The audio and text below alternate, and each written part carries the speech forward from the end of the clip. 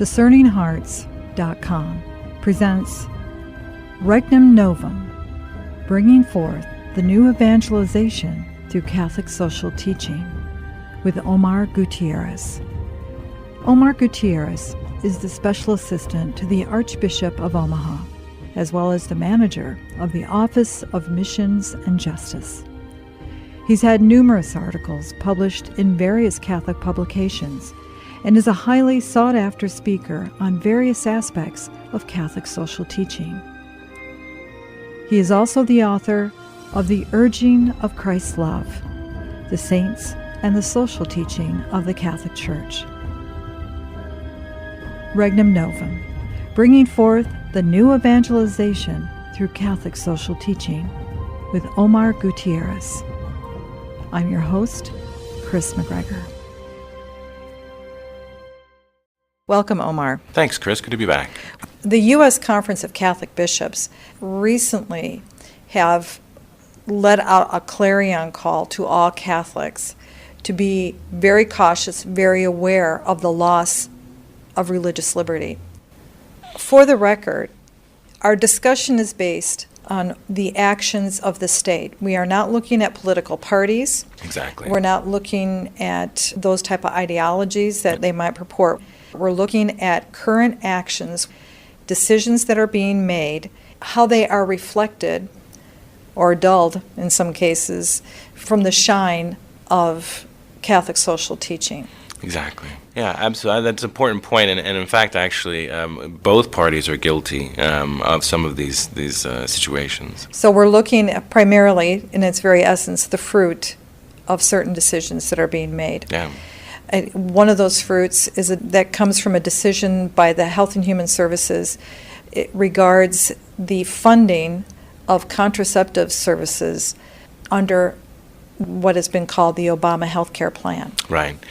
This becomes a little bit complicated, but we're going to try to unpack this and make this more accessible. When the Obama health care plan, or commonly known as Obamacare, was passed, it gave the Secretary of Health and Human Services enormous power. One of those powers was to mandate that private insurance companies cover certain procedures. And the hope here was a good hope. It was a good intention, and the hope was, for the sake of the common good, that you cover certain preventive services so you're not dealing with worse situations later through the health care, which makes a lot of sense. However, what they consider preventive services don't always mesh with reality or with certain medical studies, or certainly with the teaching of the Catholic Church. And in this case, they required, in a rule that they sort of sent up there in August of 2011, they provided a rule saying that private insurance companies had to cover preventive services for women that included artificial contraception, hormone-based contraceptives, and sterilization. And so why would that be a problem? Well, obviously, the Church's position on contraception is firm against that, but it's not just about contraception. As many know, hopefully, hormone-based contraceptives are carcinogens. The World Health Organization recognizes that there are links between them and breast and cervical cancer in women. But beyond that, they also make it impossible or make it more difficult for fertilized eggs, that is, a pregnant woman's fertilized egg, from implanting in the lining of her uterine wall, which therefore ends up being expelled in her next period. So they're called abortifacients. In fact, one of these drugs, Ella is called, has almost the exact same drug hormone makeup as RU4D6, or the morning after pill, or the abortion pill. These are abortifacients that are being covered. And then, of course, sterilization goes against the Church's teaching as well, and is a significant operation. So now these private insurance companies are being required to cover this. Now, why is this a problem? Well, the problem is that Catholic institutions and Catholic individuals, Catholic business owners, we can't forget that, are being asked to pay the premiums, because there is no copay in this at all. The burden is entirely on the insurance company, so therefore covered through the premiums. Catholic institutions and business owners are asked to pay the premiums for these procedures. In other words, the Catholic Church and Catholic individuals are being asked to violate their own conscientious objection to these kinds of procedures by paying for them for their employees. To help articulate those who are in the public square, whether we're in our workplace, whether we're in a gathering with family or something like to that nature, is one of the purposes of this discussion that we're having right now. Yeah. So we need to go back to even beyond the religious dynamics of this, because sometimes in discussions people will just look at you and say, well, that's a religious issue. You need to separate that out. You're trying to tell me what to do. It goes back to those things that we can reason through, and that we can say, even beyond religion, when does life begin? Yeah.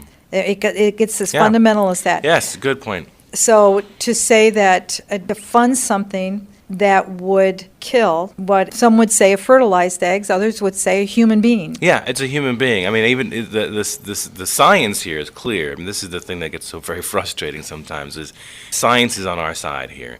What is that? That thing inside the woman's womb is a human being. It is a member of the species Homo sapiens sapiens. It has the same DNA as every single other human being that has ever existed in the history of humankind. It is a human being. Punto. There's no denying that. Every book of embryology will say that. They try to get around that argument by saying, well, it's not a human being until it's implanted in the woman's uterine wall. That's an equivocation, and it's basing beingness on function and not on being, which is a philosophical category you just can't do. So it's a human being, and so we are talking about abortion here. This is what's being done. The president, who before he became president promised that he would have federal funds and force people to fund abortion, is really sort of paying on that promise. What Catholic institutions are being asked to do is pay for the abortions of their employees. Yeah, and verbiage is very important for everyone out there, because contraception, this is a contraception plan, well, guess what? Contra means prevents conception. We're now talking about funding what happens after conception. Exactly. A conception has occurred. What has been conceived? A human person. A human person is now being aborted from the body. That's right. And what is being asked of the insurance companies, i.e. those who pay into the insurance company and fund this, i.e. you and me, that we provide money so that those abortions could occur. That's right. That's right. So then the next question ends up becoming, why is this a problem? Because it's a violation of conscience, and conscience is, like, even if you're left or right, Republican or Democratic, we all recognize that there's something sacrosanct about our conscience. You take the beautiful, beautiful play that became a movie, A Man for All Seasons, about the story of St. Thomas More. That wasn't written by a Catholic. It was written by an atheist who understood the importance of conscience. That conscience is sacrosanct, important for us. And so we need to understand that this is not just a Catholic issue. This should be everybody's issue, and something that we ought to be taking to the water cooler at work and to our conversations everywhere. And when you're in the area of whether it's contraception or terminating an unwanted pregnancy, and all this kind of, those are areas that we've debated for decades now, and it can be very touchy. And so we tend to avoid it, and we don't want to think about it. And we want to say, well, I'm not going to use the monies from my plan to use this particular abortifacient type of contraception. Right. So why should I care if the person next to me does? It's none of my business.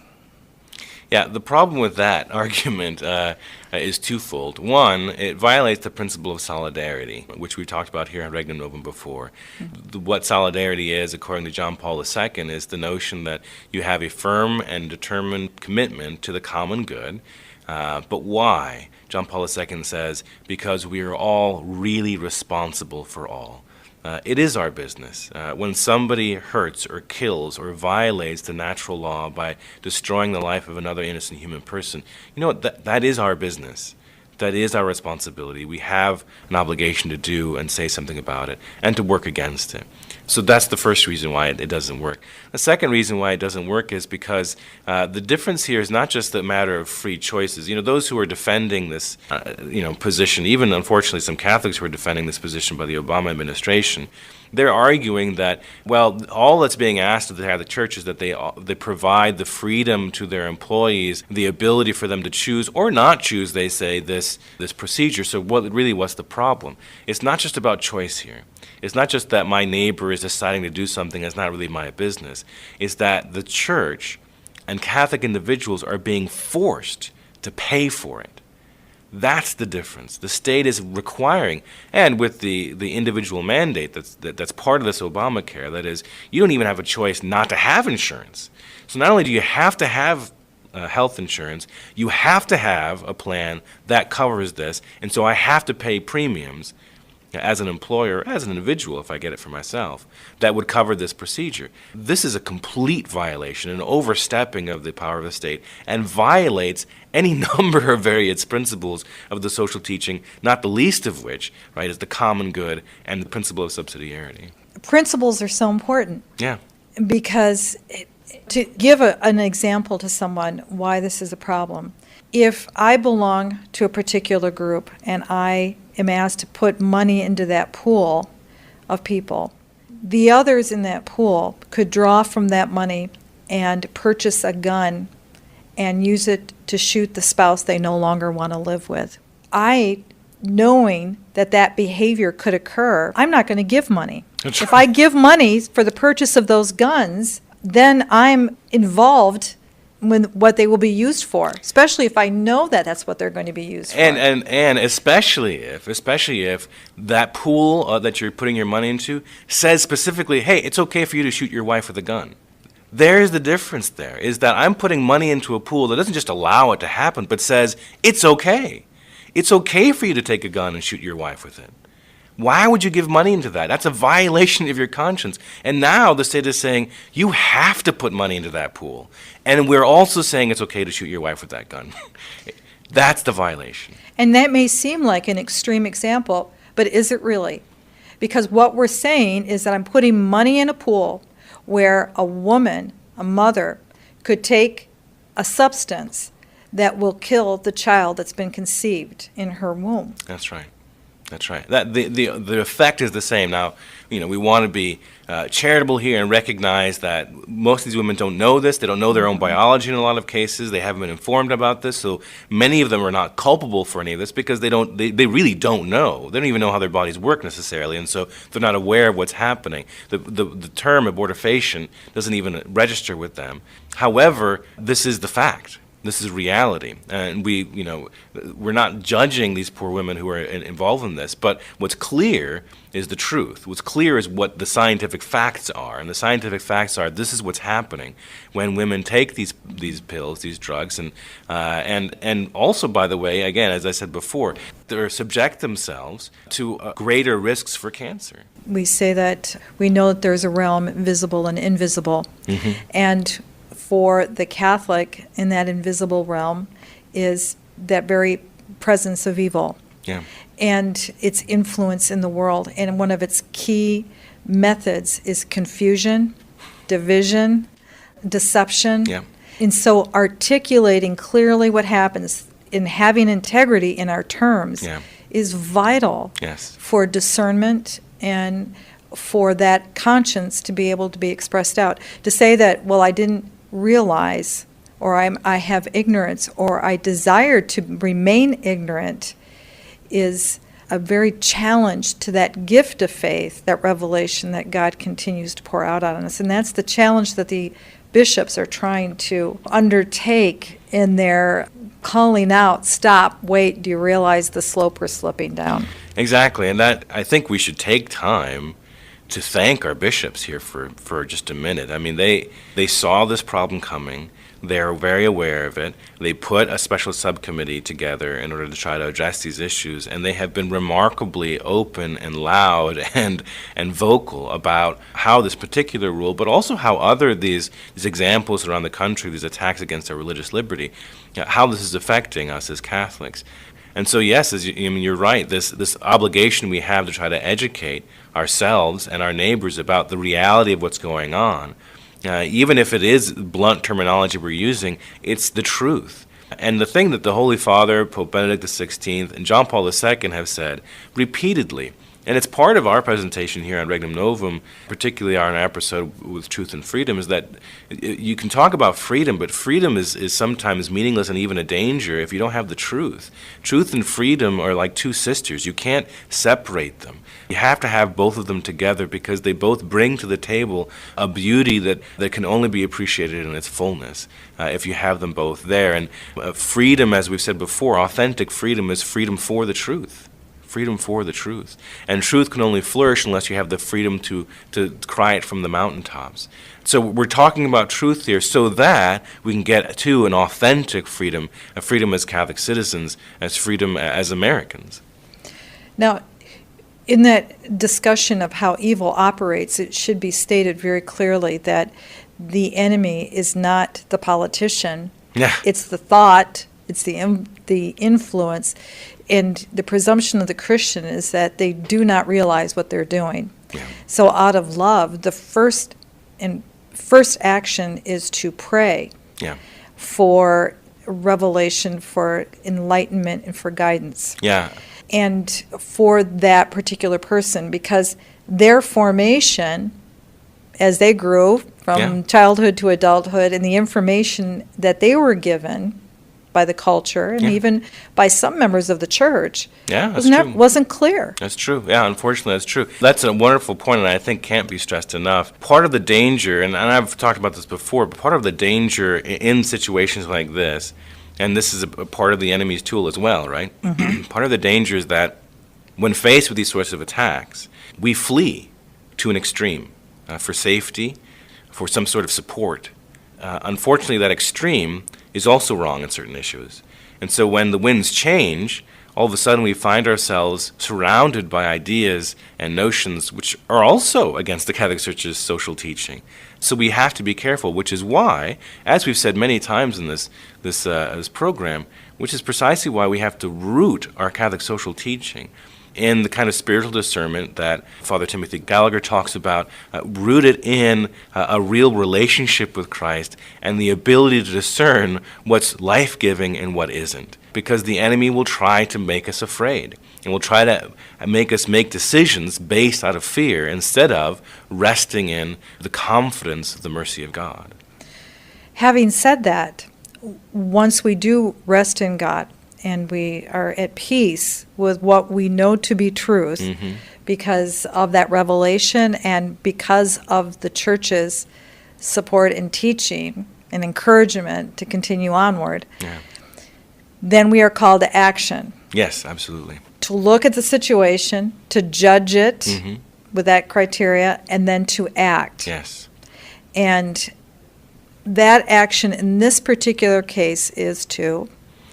There are a number of things you can do. The U.S. bishops are asking us wonderfully to contact our local representatives. So that means our representative in the House, our congressperson, as well as our senator, the senators from our state. All three of those persons, in order to try to make sure that they know what your stance is on these issues.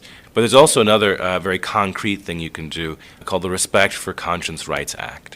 And so there's a positive thing when we call up your representative and say, we're against this particular rule of the Health and Human Services, we're against this attack against the Catholic Church by the Obama administration, but we're for this particular act by Jeff Fortenberry of Nebraska's 1st District, for the respect of consciences, not just for doctors, right, and for pharmacists, and for teachers in Catholic schools and the Catholic Church also, but also for Catholic medical students, and all those who find themselves, especially in the medical field, forced to do things against their conscience, against their will, and to respect that and to recognize the religious freedom of those folks. Again, that articulation of terms in this particular case, the funding of not just a contraception methodology. Some would say that abstinence training, that's a valid form of contraception. Yeah. I keep emphasizing that because it's preventing conception. Yeah. But in this particular ruling, it allows for the treatment, quote unquote, of what happens after conception when a fertilized egg, which we understand in all terms is a human person, is chemically ejected from the woman's womb, also known as abortion, abortifacient, that any type of culpability on our part, and in this particular case it would be allowing the funds for that to occur, is a violation of our conscience. Yeah, we're being asked to pay for that.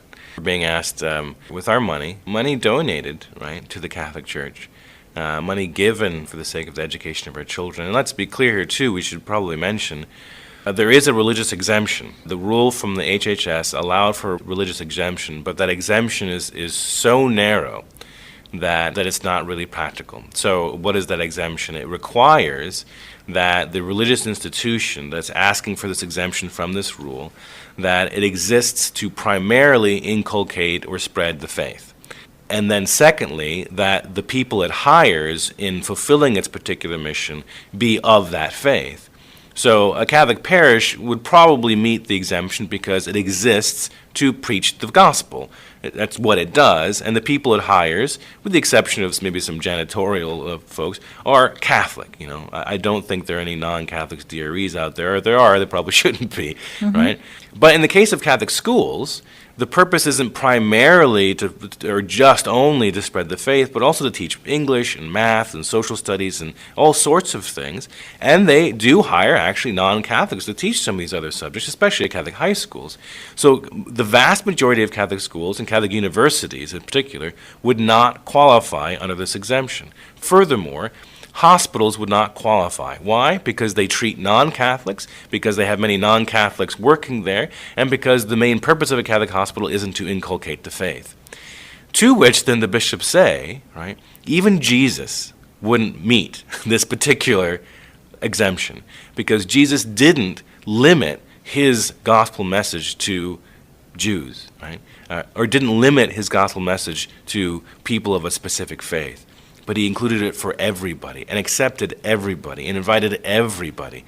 And that's the model the Catholic Church is following, but it's not a model that the government decides to recognize as valid. And so, as the bishops have said, under this particular rule, even Jesus wouldn't pass the muster. Is there something specific that can be done in this particular clause that can clearly meet the needs of those who would have this particular objection? To my knowledge, there's nothing that can be done about this particular rule to salvage it, with the exception of broadening the exemptions for conscience. That's the only way I think you can fix this rule. But your question raises I think, more fundamental question, and that is, should the federal government, and particularly one person in the federal government, the secretary for the HHS, should they have this kind of power?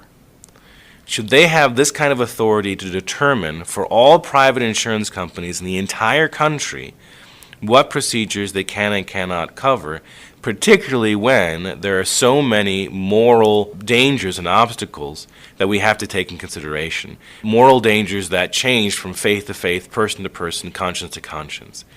Is that wise?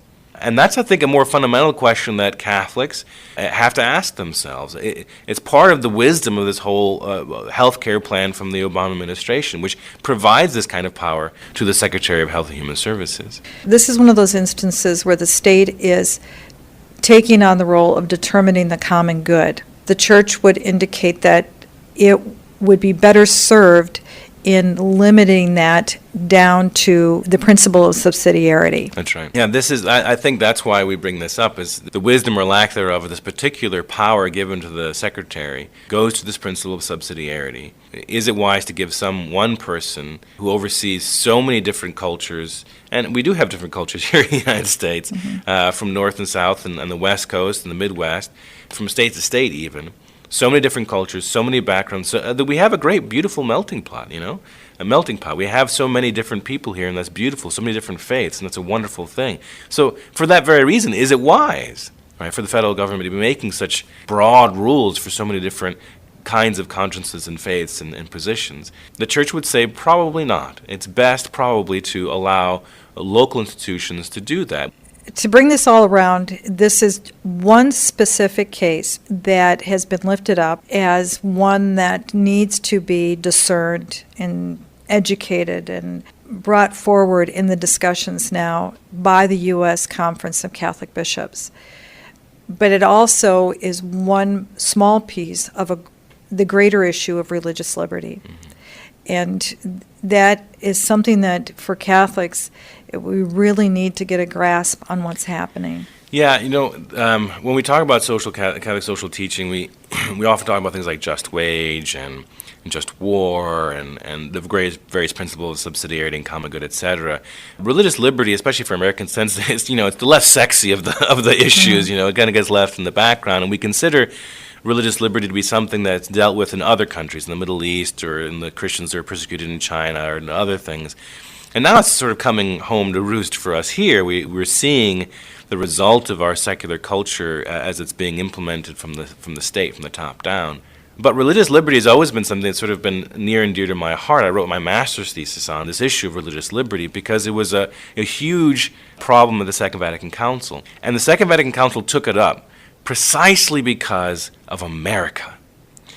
It was American bishops and American theologians who pressed the bishops of the Second Vatican Council to take up this issue of religious liberty and to speak about it, because it was being talked about by very many people. The church was being accused of not really caring about religious liberty.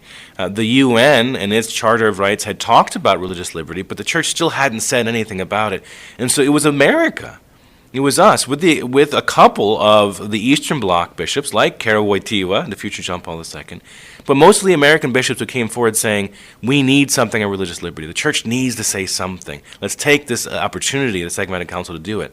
And so they did. It's the shortest of the documents, but you know what? It was also the most controversial. It had the most drafts of any of the single documents at the Second Vatican Council. And this document came out, Dignitatis Humanae, the dignity of the human person. That was the opening words of this document. The dignity of the human person requires religious liberty.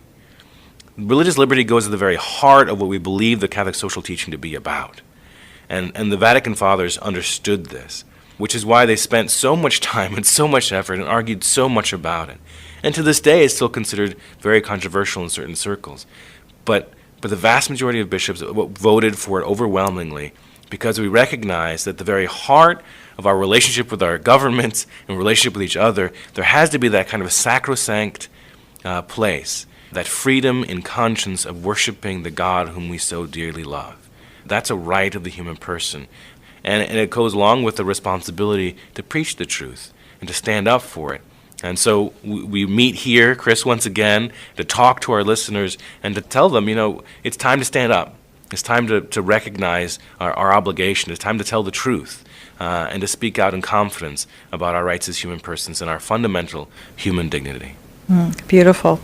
Yeah, the tendency, I know for myself, the easier thing for me to do would to bury myself and be content to remain ignorant. Mm-hmm. We can't do that in these days. No, the time is over for that, if it was ever here in the first place, right? Mm-hmm. The time is to stand up as the wonderful examples of the Christians of old, as the great Bishop St. Athanasius or St. Perpetua or St. Thomas More, the patron of politicians and lawyers. Let's pray to these good and holy people.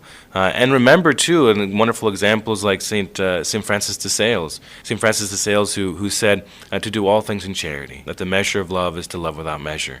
So let's stand up in truth and fight, but do it in the wonderful, beautiful Christian charity that converted so many souls. Yeah, the goal of solidarity is that we all get to heaven. Yeah, that's so we pray first and foremost that the scales, yes, exactly. That the scales be dropped off all of our eyes, yes. And that all of our hearts are open to the truth. Yeah. And then that we all go together. So to love them into heaven, not to kick them in, but to love them to get there. Amen. So Amen. Thank you, Omar. You're most welcome. You've been listening to Regnum Novum, bringing forth the new evangelization through Catholic social teaching with Omar Guiterrez. To hear and or to download this episode, along with many others, go to discerninghearts.com. There too you can obtain a copy of Omar Guiterrez's book, The Urging of Christ's Love, the Saints, and the Social Teaching of the Catholic Church. Or you can find it at any fine Catholic bookstore. This has been a production of DiscerningHearts.com. I'm your host, Chris McGregor. Join us next time for Regnum Novum, bringing forth the new evangelization through Catholic social teaching with Omar Guiterrez.